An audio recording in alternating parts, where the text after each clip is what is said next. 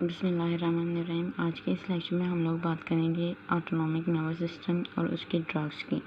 तो सबसे पहले एएनएस की फार्माकोलॉजी जो होती है उसको समझने के लिए ज़रूरी है कि आपको सिंपैथेटिक और पैरासिम्पैथेटिक फंक्शन आते हों, जिसके लिए यहाँ पे एक टेबल दिया हुआ है। अगर आप लोग वो कर लेंगे तो आपके सिंपैथेटिक और पैरासिम्पैथेटिक के फंक्शन हो जाएंगे।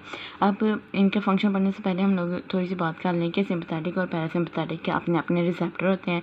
जब कोई भी ड्रग आती है वो रिसेप्टर पे एक्ट करती है और आगे से इंटरनल सिग्नलिंग होती है, जिसकी वजह से आगे से रिस्पॉन्स आता है। तो सिंपैथेटिक जो होते हैं इसके दो रिसेप्टर होते हैं, अल्फ़ा 1 होता है और अल्फ़ा 2 होता है, और होते हैं बीटा 1 और बीटा 2।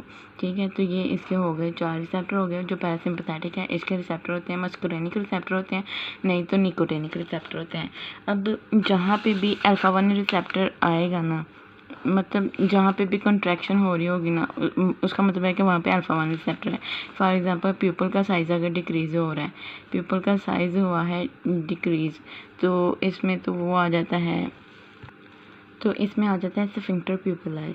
और अगर प्यूपल का साइज़ जो है अगर तो डिक्रीज़ हो रहा है तो फिर स्फिंक्टर प्यूपिलाई आ जाएगा। और अगर जो है ये हो रहा है साइज़ जो है वो हो रहा है इंक्रीज़, तो इसमें आ जाता है डायलेटर प्यूपिलाई। अब आपने देखना होता है कि कौन सा सिंपैथेटिक सिस्टम डायलेटर प्यूपिलाई को कंट्रोल करता है कि स्फिंक्टर प्यूपिलाई को। जो सिंपैथेटिक सिस्टम होता है वो कंट्रोल करता है डायलेटर प्यूपिलाई को, जो कि आई का मसल होता है। जब ये कॉन्ट्रैक्ट करता है तो प्यूपल का साइज़ इंक्रीज़ करता है, जिसको हम लोग कहते हैं मिडरिएसिस हुई है। ठीक है, तो अब यहाँ पे डायलेटर प्यूपिलाई की हुई कॉन्ट्रैक्शन, तो यहाँ पे कौन सा रिसेप्टर आ जाएगा, अल्फ़ा 1 रिसेप्टर। इस तरह जहाँ पे भी कॉन्ट्रैक्शन हो रही होगी वहाँ पे आएगा अल्फ़ा 1 रिसेप्टर, और जहाँ पे रिलैक्सेशन होगी वहाँ पे आएगा beta 2 receptor. For example bronchioles हैं अगर, तो वहाँ पे हो रही है रिलैक्सेशन, अगर उसके मसल कर रहे हैं रिलैक्स यानी ब्रोंको डायलेशन हो रही है, तो इसका मतलब वहाँ पे बीटा 2 रिसेप्टर आते हैं। और जो बीटा 1 रिसेप्टर होते हैं ये सिर्फ 3 जगह पे आते हैं। हार्ट पे होते हैं, हार्ट की एक्टिविटी को इंक्रीज़ करते हैं। किडनी पे होते हैं, वहाँ पे जस्ट्रोग्लोमेरुलर अपरेटस पे होते हैं, और बीपी का सोडियम की रिटेंशन वगैरह करवाते हैं। और मॉडिफाइड बीटा 3 रिसेप्टर होते हैं, जो कि मॉडिफाइड बीटा 1 रिसेप्टर होते हैं जिनको बीटा 3 कहा जाता है, ये एडिपोसाइट्स पे होते हैं। अब इनके उसके अलावा जो है ये अल्फ़ा 2 रिसेप्टर होता है। अल्फ़ा 2 रिसेप्टर जो है ना ये पेरिफेरल नर्व एंडिंग्स पे होता है। जब इसकी एक्टिवेशन होती है ना तो ये सिम्पैथोलेटिक का काम करता है। लेटिक मतलब के सिंपैथेटिक सिस्टम के अपोजिट काम करता है जब इसकी एक्टिवेशन होती है पेरिफेरल नर्व एंडिंग्स पे। तो ये रिसेप्टर बाद में हम लोग दोबारा से पढ़ेंगे, लेकिन ये इसके फंक्शन को समझने के लिए ये रिसेप्टर पढ़ना बड़ा ज़रूरी था। अब अगर हम लोग देखें ये सिंपैथेटिक सिस्टम है और ये पैरासिम्पैथेटिक सिस्टम है। अब सिंपैथेटिक सिस्टम में पहले आई की बात करें, रेडियल मसल हैं और सर्कुलर मसल हैं। जो सर्कुलर मसल होते हैं ना उन्होंने करवानी होती है, ये आइरिस के मसल की बात हो रही है, तो सिंपैथेटिक की वजह से ये कर रहे हैं कॉन्ट्रैक्शन हुई है, तो इसका मतलब यहाँ पे कौन सा रिसेप्टर आएगा, अल्फ़ा 1 रिसेप्टर आएगा। अब सिलेरस मसल जो होता है ना इसने अकोमोडेशन करवानी होती है। जो सिंपैथेटिक सिस्टम होता है इस पर इसका अकोमोडेशन पे कोई मतलब इफेक्ट नहीं होता। अब जो सिंपैथेटिक सिस्टम होता है ना ये फाइट एंड फ्लाइट मैकेनिज्म होता है, यानी जब भी कोई बंदा स्ट्रेस में होता है तब उसका सिंपैथेटिक सिस्टम इंक्रीज़ करता है। अब अगर कोई बंदा है उसके पीछे कोई जानवर पड़ा हुआ है और वो भाग रहा है, तो अब उसका प्यूपल का साइज़ इंक्रीज़ करना चाहिए कि डिक्रीज़ करना चाहिए, इंक्रीज़ करना चाहिए ताकि ज़्यादा से ज़्यादा लाइट अंदर जाए। यानी सिंपैथेटिक सिस्टम स्ट्रेस आई तो सिंपैथेटिक सिस्टम एक्टिवेट हुआ, जिसने इसके रेडियल मसल को कर दिया कॉन्ट्रैक्ट और प्यूपल का साइज़ हो गया इंक्रीज़, और कॉन्ट्रैक्शन हुई तो यहाँ पे आ गया अल्फ़ा 1 रिसेप्टर। अब सिलेरस मसल जो होता है ना उसको अकोमोडेशन की ज़रूरत नहीं है। सिंपैथेटिक सिस्टम जो है ना वो अकोमोडेशन नहीं करता, बल्कि पैरासिम्पैथेटिक सिस्टम जो होता है ना वो अकोमोडेशन करता है। तो पैरासिम्पैथेटिक सिस्टम के जो रिसेप्टर थे मस्कुरेनिक और निकोटेनिक रिसेप्टर, तो इसके मोस्टली जो है वो मस्कुरेनिक रिसेप्टर M3 ही हर जगह पे आता है। M1 जो होता है वो GIT में आ जाता है।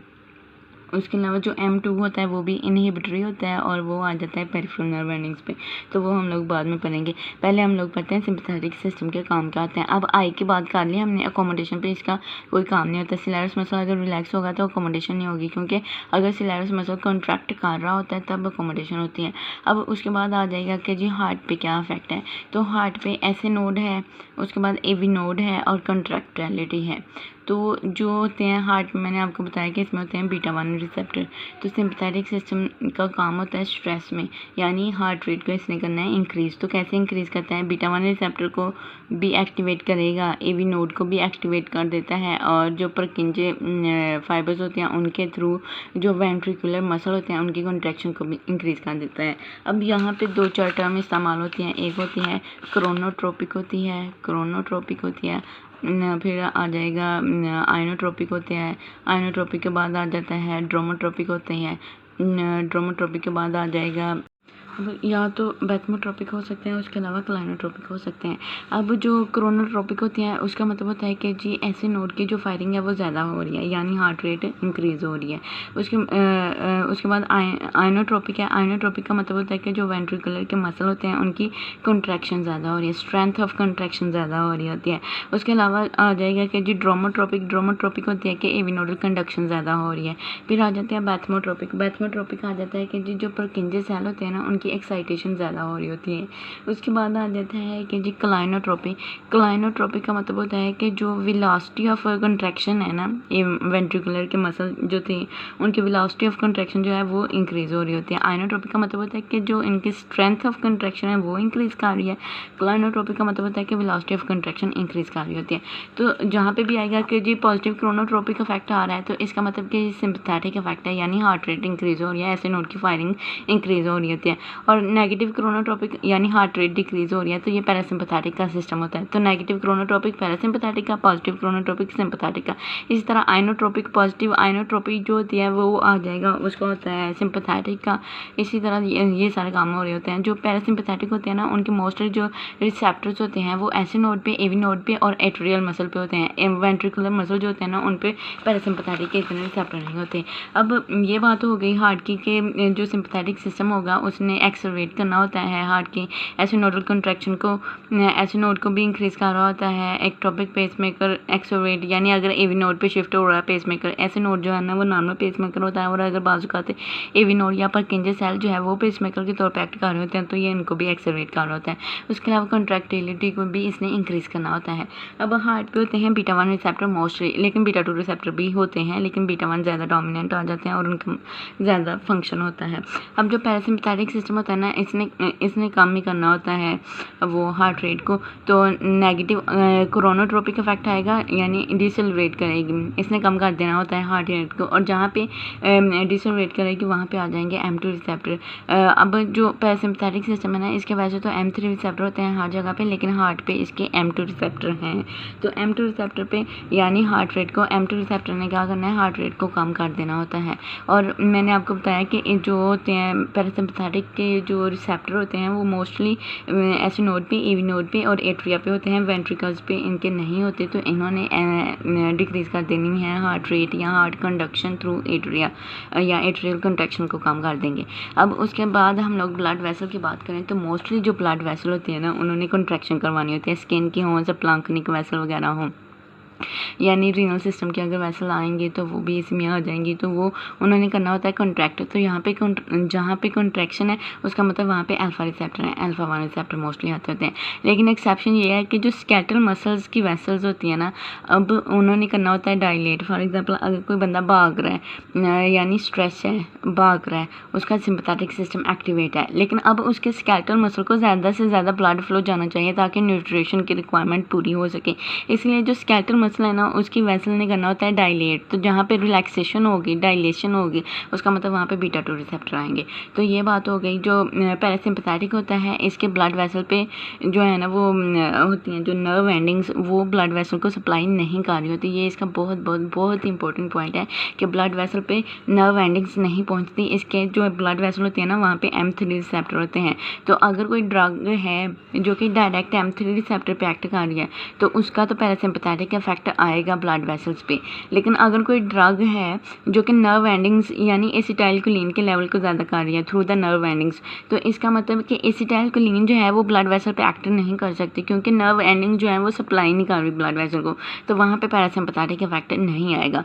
उसके बाद आ जाते हैं ब्रोंक्यूल्स पे क्या इफेक्ट है। तो ब्रोंक्यूल्स का जो इफेक्ट है वो पहले मैंने आपको बताया था कि अब ब्रोंक्यूल्स की, अब एक बंदा सिंपैथेटिक सिस्टम उसका एक्टिवेट है, स्ट्रेस उसको आ रही है, तो उसकी ब्रोंकोडायलेटेशन होनी चाहिए कि ब्रोंको कंस्ट्रक्शन, तो उसकी ब्रोंको डायलिटेशन होनी चाहिए ताकि उसको सांस लेने में मसला ना हो, तो वहाँ पे रिलैक्सेशन होगी, तो बीटा 2 रिसेप्टर है।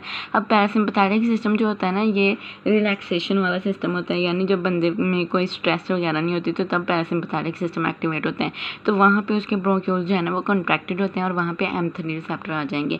अब जो M2 रिसेप्टर थे ना, M2 रिसेप्टर एक तो पेरिफेरल नर्व एंडिंग्स पे आएंगे और दूसरा हार्ट पे आएंगे, बाकी हर जगह पे M3 रिसेप्टर आएंगे। जो M1 रिसेप्टर होते हैं वो GIT में आएंगे। अब उसके बाद GIT की अगर बात करें तो अब आप खुद सोचें कि एक बंदा भाग रहा है, सिंपैथेटिक सिस्टम एक्टिवेट हुआ है, अब उसको उसका GIT सिस्टम काम करेगा कि नहीं, मतलब उसके स्फिंक्टर जो है वो तो कॉन्ट्रैक्ट करेंगे ना, क्योंकि उसके पास टाइम तो नहीं है कि वो कहीं पे बैठ जाए या यूरिनरी सिस्टम उसका यानी डेफिकेट करें या यूरिनेट करे। अब वो ये काम नहीं करेगा क्योंकि उस वक्त स्ट्रेस चल रहा होता है, तो जो वाल्व्स होंगी ना GIT की वो तो रिलैक्स कर जाएंगी, लेकिन स्फिंक्टर जो है वो कॉन्ट्रैक्ट रहेंगे। GIT का भी यही होगा और यूरिनरी सिस्टम का भी यही होगा। अब अगर रिलैक्स कर रही है तो वहाँ पे बीटा 2 रिसेप्टर आ जाएंगे, स्फिंक्टर जो है वो कंट्रैक्ट करेंगे। जब स्फिंक्टर कंट्रैक्ट करेंगे तो बंदा डेफिकेट भी नहीं करेगा और ना ही यूरिनेट करेगा, तो वहाँ पे अल्फा 1 रिसेप्टर आ जाएंगे।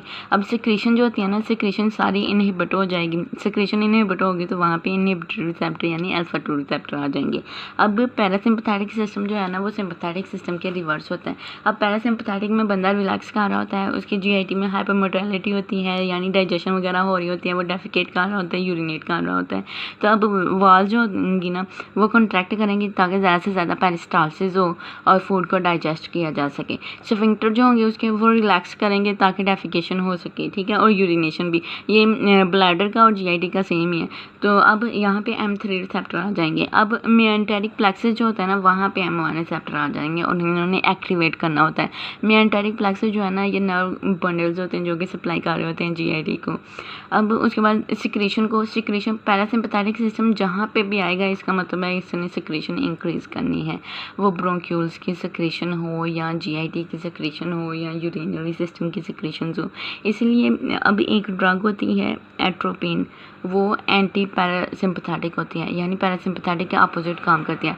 अब किसी भी बंदे को आपने अगर एनेस्थेटाइज करना हो ना तो आप उसको एट्रोपिन दे देते हैं। क्यों एट्रोपिन देते हैं? क्योंकि अगर आप एट्रोपिन देंगे तो पैरासिम्पैथेटिक सिस्टम जो है ना वो ब्लॉक हो जाएगा। जब पैरासिम्पैथेटिक सिस्टम ब्लॉक हो जाता है तो उसके म्यूकोजा प्लग नहीं बनेंगे, यानी ब्रोंक्यूल्स में उस पर म्यूकस सेक्रेट नहीं होगा। अगर म्यूकस सेक्रेट नहीं होगा तो म्यूकोजा प्लग नहीं बनेंगे, बंदे को जो है ना वो एस्फिक्सिएट नहीं करेगा, इसलिए आप लोग एट्रोपिन देते होते हैं। तो पैरासिम्पैथेटिक ये आ जाता है कि इसने सैलिवेशन करवानी है, इसने लैक्रिमेशन करवानी है, इसने मतलब जितनी भी सिक्रेशन होती हैं वो GIT की हो, यूरिनरी सिस्टम की हो, स्वेटिंग जो है वो सिंपैथेटिक का आ जाता है। बाकी सारी जितनी भी सिक्रेशन है वो सारी पैरासिम्पैथेटिक सिस्टम ने करवानी होती है। इसलिए इसके जो साइड इफ़ेक्ट्स आएंगे, अगर कोई ऐसी ड्रग दे रही होती हैं जो कि अपोजिट होती है पैरासिम्पैथेटिक सिस्टम की, एंटागोनिस्ट के तौर पे एक्ट कर रही होती है, तो उसके सारे साइड इफ़ेक्ट्स में ये आएगा कि लैक्रिमेशन नहीं वहाँ पे होएगी और जो सैलिवेशन है वो भी नहीं होगी। इस तरह की जितनी भी सिक्रेशन थी ना तो वो ब्लॉक हो जाएंगे। अब यूरिनरी सिस्टम की अगर बात करें तो ब्लैडर वाल सिंपैथेटिक सिस्टम जो है वो रिलैक्स करेगा, स्फिंक्टर को कंट्रैक्ट करेगा। रिलैक्सेशन में बीटा 2 रिसेप्टर आ जाएंगे, कंट्रैक्शन में अल्फा 1 रिसेप्टर आ जाएंगे। अब इसका जो है वो अपोजिट हो जाएगा। अब एक बात आ जाती है इजैकुलेशन की और इरेक्शन की। जो पैरासिम्पैथेटिक सिस्टम है ना उसने इरेक्शन करनी है और यहाँ पे मस्कुलिन के रिसेप्टर होंगे, और जो सिंपैथेटिक सिस्टम है ना ये स्ट्रेस में इजैकुलेशन हो जाती है और यहाँ पे अल्फा रिसेप्टर आ जाएंगे। अब उसके बाद स्किन की बात करें, स्किन में जो पाइलोमोटर स्मूथ मसल होते हैं जिसको हम लोग वो पाइलोरेक्टर मसल कहते हैं, तो वो कंट्रैक्ट करते हैं, क्योंकि जब भी बंदे को स्ट्रेस आती है तो देखा उसके गूज बम्प्स बन जाते हैं। क्यों बन जाते हैं? क्योंकि ये जो हेयर होते हैं स्किन पे ये इरेक्ट कर जाते हैं, वहाँ पे हुई है कंट्रैक्शन हुई मतलब अल्फा रिसेप्टर आएंगे। अब स्वेटिंग ग्लैंड की बात करें, स्वेट ग्लैंड भी जो है ना वो स्वेटिंग जो है वो सिंपैथेटिक सिस्टम की वजह से इंक्रीज़ करती है, और एक थर्मोरेगुलेटरी होते हैं और एक एपोक्राइन होते हैं। एपोक्राइन जो है ना वो स्ट्रेस में आते हैं जिसकी वजह से जो है ना वो इंक्रीज़ करेगी। स्ट्रेस इंक्रीज़ की है तो एपोक्राइन ने स्वेटिंग शुरू कर देनी और यहाँ पे भी अल्फा रिसेप्टर आएंगे, क्योंकि इन्होंने इनकी कंट्रैक्शन वो स्वेटिंग को ज़्यादा करवाना होता है, तो वहाँ पे अल्फा रिसेप्टर आ गए। अब मेटाबॉलिक फंक्शन की अगर हम लोग बात करें तो मेटाबॉलिक फंक्शन में ना दो चीज़ें देखी जाती हैं, एक तो आपने सोडियम और वाटर की रिटेंशन को देखना होता है और दूसरा आपने ग्लूकोज को देखना होता है। ये दो इंपॉर्टेंट होती हैं। उसके अलावा आपने लाइपोजेनेसिस वगैरह यानी लिपिड और फैट को भी देखना होता है। अब ये सारे होते हैं जो जितने भी सिंपैथेटिक हार्मोन आते हैं, जिसमें एपिनेफ्रिन आ जाएगा, नॉरएपिनेफ्रिन है, ग्लूकागोन वगैरह है, तो ये सारे होते हैं स्ट्रेस हार्मोन। और इन्होंने क्या करना होता है, इन्होंने ब्लड में ग्लूकोज के लेवल को इंक्रीज़ करना होता है, तो ग्लूकोनियोजेनेसिस इन्होंने करवानी होती है। अब ये फंक्शन होता है बीटा 2 का भी और अल्फा रिसेप्टर का भी। अब बीटा 2 रिसेप्टर जो होते हैं ना, इसमें ग्लूकोनियोजेनेसिस को भी ज़्यादा करवाना होता है, ग्लाइकोजिनोलाइसिस यानी ग्लाइकोजन की ब्रेकडाउन को भी ज़्यादा कर देते हैं ताकि ज़्यादा से ज़्यादा ग्लूकोज की रिक्वायरमेंट हो। ये देखें ग्लाइकोजिनोलाइसिस भी इन्होंने करवा दी है। अब ये काम होता है अल्फा और बीटा रिसेप्टर का, यानी इन्होंने, लेकिन इसका जो है वो एक बड़ा साइड इफेक्ट्स भी होता है कि जब आप बीटा ब्लॉकर दे रहे होते हैं तो आप डायबिटिक बंदे को बीटा ब्लॉकर नहीं दे सकते। अब क्यों नहीं दे सकते बीटा ब्लॉकर? क्योंकि जो डायबिटिक बंदा होता है ना, उसमें बीटा ब्लॉकर अगर आप देंगे, एक तो ये कि ग्लूकोज अब ग्लूकोनियोजेनेसिस नहीं होगी, यानी ब्लड में ग्लूकोज नहीं आएगा, ये तो अच्छा फ़ायदा हुआ। लेकिन इन्होंने इंसुलिन के रिलीज़ को भी स्टिमुलेट करना होता है, तो बीटा ब्लॉकर जो है वो इंसुलिन रिलीज़ को इनहिबिट कर देंगे। अब ये दोनों, ग्लूकोनियोजेनेसिस भी नहीं हुई, इंसुलिन का रिलीज़ भी नहीं हुआ, तो ये दोनों इफेक्ट जो है ना आपस में एक दूसरे को बैलेंस कर लेते हैं। लेकिन डायबिटिक में ना देने की जो मेजर वजह होती है वो ये होती है कि हाइपोग्लाइसीमिया के जो साइन होते हैं, जिसमें ट्रेमर वगैरह होते हैं, स्वेटिंग है, पैल्पिटेशन है, ये सारी चीज़ें आ जाती हैं। तो जिस बंदे को आप बीटा ब्लॉकर देंगे, जो ट्रेमर है वो बीटा 2 रिसेप्टर की वजह से आते हैं, लेकिन जब बीटा 2 रिसेप्टर इनहिबिट होंगे तो ट्रेमर नहीं आएंगे। स्वेटिंग जो है वो सिंपैथेटिक सिस्टम की वजह से आती है, बीटा ब्लॉकर आप देंगे तो स्वेटिंग वगैरह नहीं आएगी। तो हाइपोग्लाइसीमिया के जो साइन होते हैं वो अपीयर नहीं होते, तो उस बंदे को मतलब हाइपोग्लाइसीमिक कोमा में चला जाता है। इसलिए डायबिटिक बंदे में जो है बीटा 2 रिसेप्टर ब्लॉकर जो है वो नहीं देते, और ये बहुत बहुत बहुत इंपॉर्टेंट पॉइंट है। तो उसके अलावा जो आ जाता है कि फैट सेल की अगर बात करें तो इन्होंने लाइपोलाइसिस करवानी होती है, और मैंने आपको बताया था कि मॉडिफाइड बीटा 1 रिसेप्टर, जिनको हम लोग बीटा 3 कहते हैं, वो लाइपोलाइसिस को स्टिमुलेट करते हैं। और अगर अल्फा 2 रिसेप्टर हो एडिपोसाइट पे तो इन्होंने लाइपोलाइसिस को इनहिबिट करना होता है। अब अगर किडनी की बात करें, किडनी में आ जाता है रेनन रिलीज़। ये मैंने आपको बताया था कि बीटा 1 रिसेप्टर जो है वो 2 जगह पे होते हैं, हार्ट पे और किडनी में। किडनी में ये होते हैं जस्ट ग्लोमेरुलर अपरेटस में, वहाँ पे इन्होंने रेनन को रिलीज़ करवाना होता है। रेनन ने जो है वो एंजियोटेंसिनोजन 1 को एंजियोटेंसिनोजन 2 में कन्वर्ट करना होता है, एंजियोटेंसिन कन्वर्टिंग एंजाइम की वजह से। अब जब रेनन रिलीज़ करते हैं तो एक तो एंजियोटेंसिन 2 जो है वो ज़्यादा बनेगा। जब एंजियोटेंसिन 2 ज़्यादा बनता है तो वो कंट्रैक्शन करवाता है आर्टरियोल वगैरह की, यानी उसने बीपी को हाई करना होता है। उसके अलावा ये जो रेनन रिलीज़ होता है ना, ये सिंपैथेटिक सिस्टम को भी स्टिमुलेट करता है, और इस तरह से फिर सिंपैथेटिक सिस्टम की और ज़्यादा एक्टिवेट हो जाएगा। तो बीटा 1 रिसेप्टर की अगर एक्टिवेशन हो रही है तो वो रेनन रिलीज़ करवाएगा, और दूसरा हार्ट पे यानी हार्ट रेट को इंक्रीज़ कराएगा। इसीलिए अगर किसी बंदे को हाइपरटेंशन हो, तो हाइपरटेंशन में क्या होता है कि बीपी हाई किया होता है। हाइपरटेंशन की 2 स्ट्रेटजी होती हैं, या तो आप ब्लड वॉल्यूम को कम कर दें, या आप ब्लड वॉल्यूम को यानी वीनस रिटर्न जो हार्ट में आ रहा है, एट्रिया में जो ब्लड आ रहा है उसको आप कम कर दें, नहीं तो हार्ट रेट को कम कर दें। अब आप इसमें देंगे, अगर बीटा ब्लॉकर देते हैं ना तो वो बीटा 1 रिसेप्टर को ब्लॉक करेंगे, जिसकी वजह से एक तो हार्ट रेट कम होगी, हार्ट जो है ना वो ब्लड कम पंप करेगा। दूसरा ये जो है ना, ये रेनन को इनहिबिट कर देगा। जब रेनन इनहिबिट कर जाएगा तो एंजियोटेंसिन जो होगा, एंजियोटेंसिन 2 वो नहीं बनेगा तो वीनस रिटर्न ज़्यादा नहीं होगा। अब वीनस रिटर्न क्या होता है? वीनस रिटर्न होता है कि आफ्टर कंट्रैक्शन यानी पंपिंग ऑफ द हार्ट, जितना भी वेंस के थ्रू ब्लड जो है वो एट्रिया में आ रहा होता है उसको हम लोग वीनस रिटर्न कहते हैं। और हार्ट पे जो प्रेशर पड़ रहा होता है इसकी वजह से, यानी जो लोड पड़ रहा होता है हार्ट पे एट्रिया में ब्लड आने की वजह से, उसको प्री लोड कहते हैं। तो ये वीनस रिटर्न को आपने कम करना होता है हाइपरटेंशन में। तो ये उसका रेनन का जो है ये हाइपरटेंशन में बहुत रोल है, ये आप लोग इंशाल्लाह हाइपरटेंशन वाले चैप्टर में पढ़ेंगे। अब इनका ऑटोनोमिक नर्व एंडिंग्स पे क्या इफेक्ट होता है? तो आप ऑटोनोमिक नर्व एंडिंग्स पे ना सिंपैथेटिक का और पैरासिम्पैथेटिक का दोनों का अपोजिट इफेक्ट होता है। अब जो सिंपैथेटिक होगा ना वो एसिटाइलकोलिन के रिलीज़ को कम कर देगा, और जो पैरासिम्पैथेटिक होगा वो नॉरएपिनेफ्रिन के रिलीज़ को कम कर देगा। तो ये यानी दोनों एक दूसरे को अपोज कर रहे होते हैं, बस यही बात थी। अब ये हो गया इनके फंक्शन। आप लोग ये वीडियो ज़रूर देखिएगा, क्योंकि अगर बंदा ये वीडियो देख लेना तो उसकी मतलब ये चीज़ें उसको पता हो तो उसकी जो फार्माकोलॉजी की बेस है वो बन जाती है।